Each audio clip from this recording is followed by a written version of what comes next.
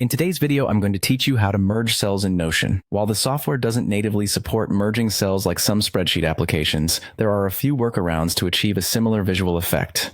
This process is straightforward and will help you get the customized layout you desire without too much hassle. Let's dive right in. To begin, the first step is to open up Notion. Make sure you're logged in and ready to work in your workspace.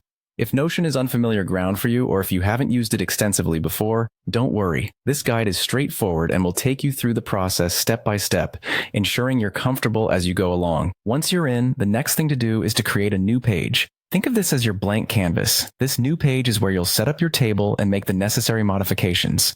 You can start it from scratch or select a template that fits your needs. Whichever you choose, just ensure you have a working space that you can easily navigate. Now that your page is ready, let's talk about dealing with the table cells. Typically, merging refers to combining two or more cells into a single one.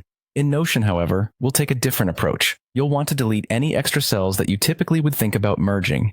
By removing these, you can manually adjust the layout to look as if they are merged. Next, we move on to managing the content within the cells. This step involves using line breaks to effectively extend the content within a single cell. To achieve this, simply press Shift plus Enter. This shortcut allows you to add line breaks within the cell, creating more space for your content while maintaining a seamless appearance. It's a simple trick, but it significantly affects how organized your final layout will look. Finally, our last step involves adjusting the column width. This step is vital for achieving the perfect visual balance in your table.